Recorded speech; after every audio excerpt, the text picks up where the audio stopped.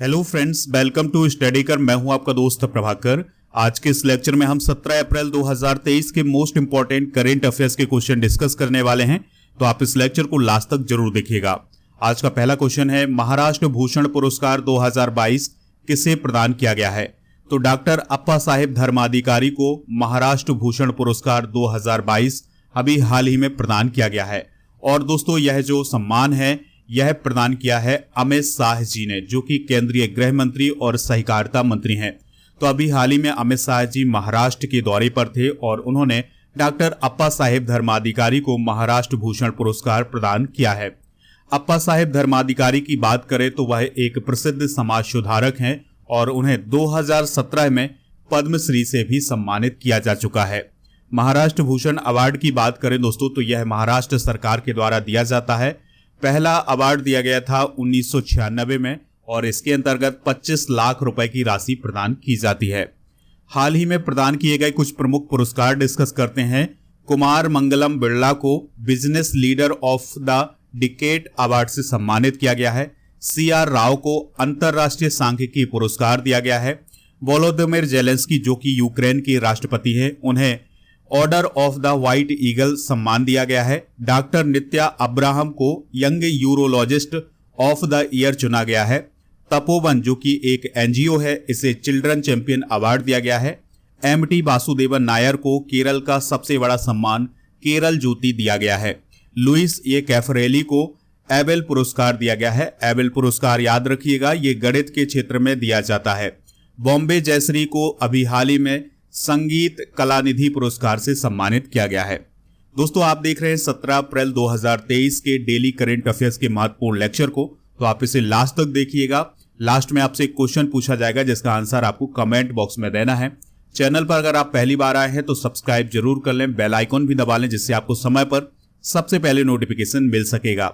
अगर आप daily current affairs का PDF डाउनलोड करना चाहते हैं तो PDF आपको मिलेगा हमारे ऐप पर और ऐप का लिंक डिस्क्रिप्शन बॉक्स में दिया गया है। नेक्स्ट क्वेश्चन है, एशियाई कुश्ती चैंपियनशिप 2023 में भारत को कुल कितने मेडल प्राप्त हुए हैं? बहुत ही इंपॉर्टेंट क्वेश्चन होगा दोस्तों, ये आने वाले एग्जाम में जरूर छपेगा, तो आप इसे नोट करिएगा। तो एशियाई कुश्ती चैंपियनशिप 2023 में भारत ने 14 मेडल जीते हैं।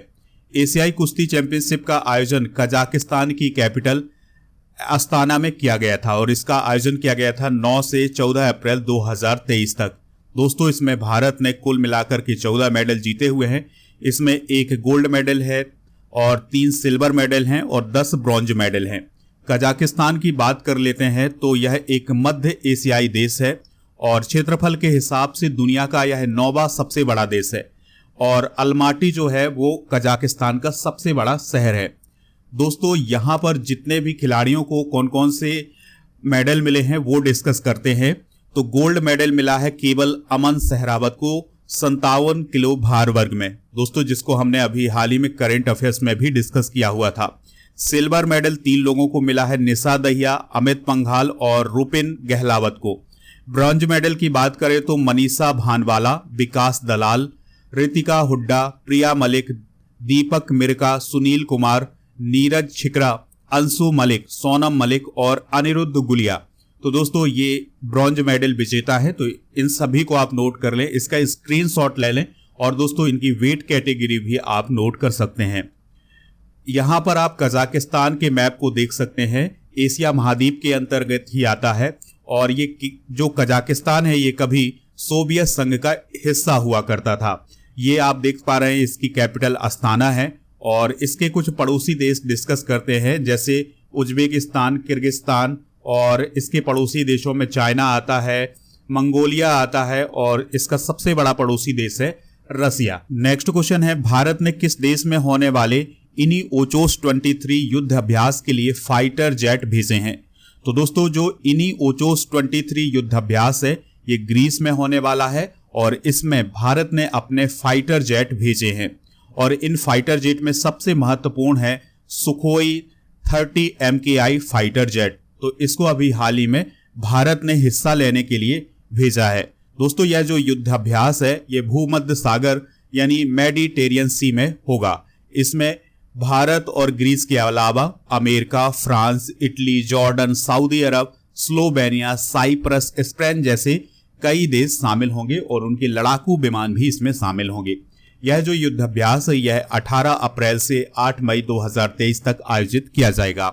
यहां पर दोस्तों आप ग्रीस को देखिएगा, ये है ग्रीस और ग्रीस की कैपिटल क्या है, एथेंस है। ठीक है, ग्रीस की कैपिटल क्या है, एथेंस है और यहाँ के प्राइम मिनिस्टर हैं किरियाकोस मित्सोताकिस और प्रेसिडेंट है दोस्तों कतेरिना सकेलोपोलोऊ। दोस्तों अब हम बात करते हैं अभी हाल ही में आयोजित किए गए कुछ प्रमुख युद्ध अभ्यास, जैसे अफेंडिक्स जो है ये भारत और 23 अफ्रीकी देशों के बीच आयोजित हुआ है।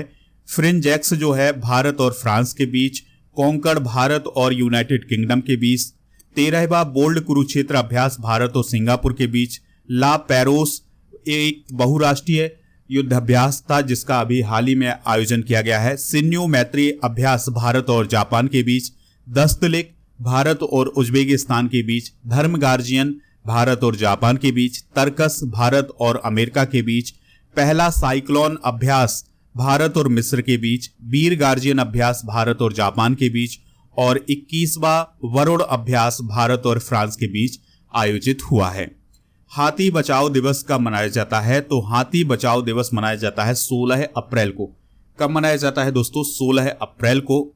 2023 की थीम याद रखिएगा, एक सतत कल के लिए हाथियों के आवास की सुरक्षा, यानी protecting elephant habitat for a sustainable tomorrow. दोस्तों यह थीम जो है नोट कर लीजिएगा और यह दिवस जो है 2012 में पहली बार मनाया गया था और इसका उद्देश्य है हाथियों के बारे में जागरूकता फैलाना। दोस्तों भारत सरकार ने 1992 में हाथियों को बचाने के लिए प्रोजेक्ट एलिफेंट शुरू किया था और प्रोजेक्ट टाइगर कब शुरू हुआ था ये कमेंट बॉक्स में बताइएगा, करंट अफेयर्स में हमने पढ़ाया हुआ है। अप्रैल में अब तक मनाए गए कुछ प्रमुख दिवस डिस्कस करते हैं, जैसे विश्व चगास रोग दिवस 14 अप्रैल को, मानव अंतरिक्ष उड़ान का अंतर्राष्ट्रीय दिवस 12 अप्रैल को, राष्ट्रीय सुरक्षित मातृत्व दिवस 11 अप्रैल को, विश्व होम्योपैथी दिवस 10 अप्रैल को, पंडित रविशंकर की जयंती मनाई गई थी 7 अप्रैल को, विश्व स्वास्थ्य दिवस 7 अप्रैल को, विकास और शांति के लिए अंतर्राष्ट्रीय खेल दिवस 6 अप्रैल को, राष्ट्रीय समुद्री दिवस 5 अप्रैल को, अंतर्राष्ट्रीय विवेक दिवस 5 अप्रैल को, अंतर्राष्ट्रीय खान जागरूकता दिवस 4 अप्रैल को, विश्व ऑटिज्म जागरूकता दिवस 2 अप्रैल को। इसके अलावा भारतीय रिजर्व बैंक यानी आरबीआई का स्थापना दिवस 1 अप्रैल को, ओडिशा दिवस या उत्कल दिवस 1 अप्रैल को मनाया गया है। किस राज्य में बी.आर. अंबेडकर के नाम पर एक पुरस्कार की घोषणा की गई है, तो दोस्तों ये घोषणा की गई है तेलंगाना सरकार के द्वारा। तो अभी हाल ही में तेलंगाना सरकार के द्वारा डॉक्टर बी.आर. अंबेडकर की जयंती पर, जो कि 14 अप्रैल को मनाई जाती है, उनके नाम पर एक पुरस्कार की घोषणा की है और यह जो पुरस्कार है ये दलित कल्याण के क्षेत्र में योगदान करने वाले व्यक्ति को दिया जाएगा। अभी हाल ही में दोस्तों एक और घटनाक्रम हुआ है बी.आर. अंबेडकर से रिलेटेड तेलंगाना में। तो अभी हाल ही में उस हुसैन सागर झील के किनारे बी.आर. अंबेडकर की 125 फुट ऊंची कांस्य प्रतिमा का अनावरण भी किया गया है। बात आई है यहां पर दोस्तों तेलंगाना की, तो इसका गठन 2 जून 2014 को हुआ था। हैदराबाद कैपिटल है। तमिलसाई सौंदरराजन यहाँ की राज्यपाल हैं। मुख्यमंत्री के चंद्रशेखर राव हैं। यहाँ पर विधान परिषद की सीटें 40 हैं, 119 हैं विधानसभा की सीटें, राज्यसभा की सीटें हैं 7, लोकसभा की सीटें 17 हैं।